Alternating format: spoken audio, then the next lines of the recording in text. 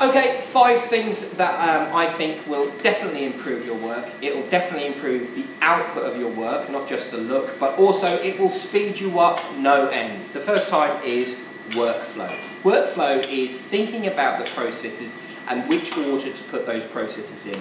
Do I go to the fly press? Do I go to the power hammer? Am I working at the anvil? Am I using the rounding face?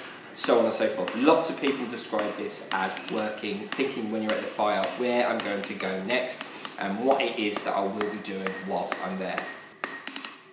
The second thing is material management. Working out how much material you need, where you need it, and what you need to do to it when you've got it.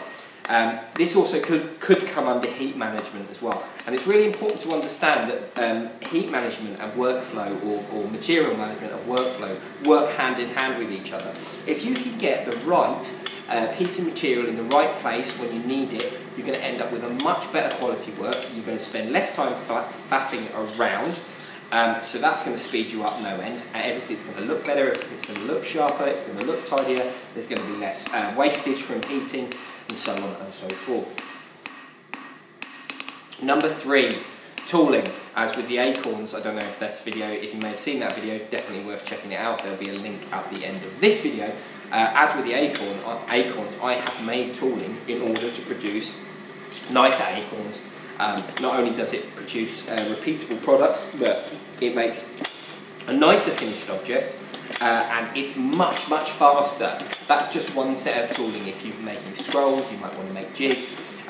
If you're making hammers, you might want to make special bolster plates. And everything that you do in order to improve your tooling will also directly improve your work and time it takes to do that work. Number 4, observation. Now, observation comes in 2 forms. The first is looking at what you're doing, being physically and visually aware of what's happening whilst you're working. That means stopping, looking at what's going on, and then going back to the forging. I see a lot of people, and it's especially beginners, who do not look at what they're doing. They're just madly hitting away, and this can cause a lot of problems. And also observations, as in the way of what is it that you're trying to make and how should it look. If you know what you're trying to make because you've done good observations, i.e. acorn leaves, you've gone out and done research, you kind of know what they're supposed to look like, you're kind of working towards a goal of creating something that looks like what you're trying to make, this will also vastly improve your blacksmithing.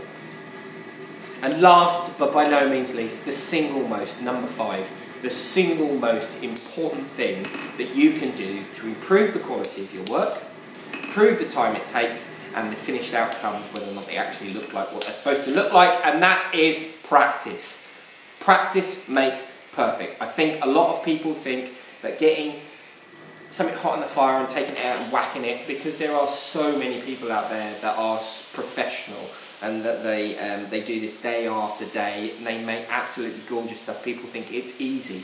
It's not easy. It's bloody hard. It takes years and years and years and years to get good at this stuff, and then to be able to wing something, which I can't do, but if you can wing stuff, if you are a Class A megastar blacksmith and be able to wing something, that is because of time. It's hours on the clock, and I always come back to this. I haven't mentioned it for a while, but I always come back to this. Hours on the clock is probably the most important thing that you will ever gain as a blacksmith that will improve your work.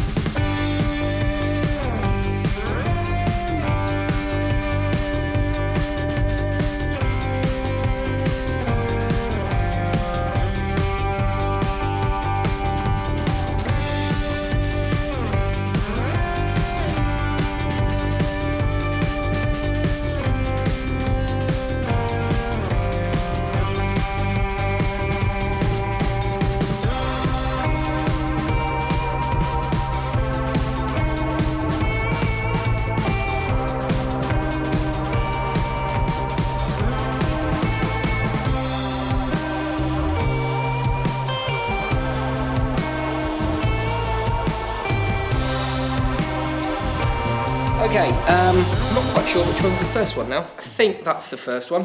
And then subsequently, that was the last one. This sort of order, I think they go. I get a bit crazy with some of these, and to be honest with you, no two oak leaves look the same. You get some that have got bits sticking out and then nothing on one side. So I think that's a very common pattern with the English oak. This crazy leaf design. I don't know whether or not you get this or not, but I don't care. They look kind of like oak leaves, and when they're all laid together, they're going to look pretty good. So what I'm going to do now is I'm going to do one leaf one more time, speed it up for you to see the whole process again. But I am going to say that the first one was 24 minutes, but that was a bit of messing around and looking for a glove and stuff. So let's call it 10 minutes to make a glove, to make a leaf.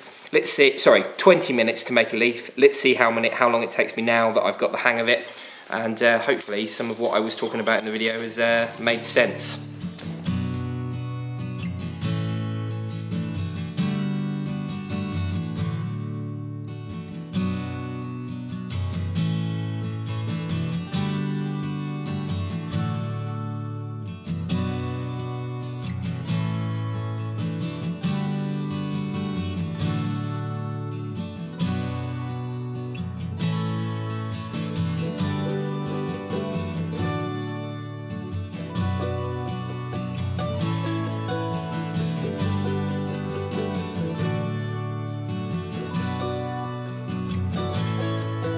Okay, so 7 down, 7 more to go. I'm going to leave it there for today.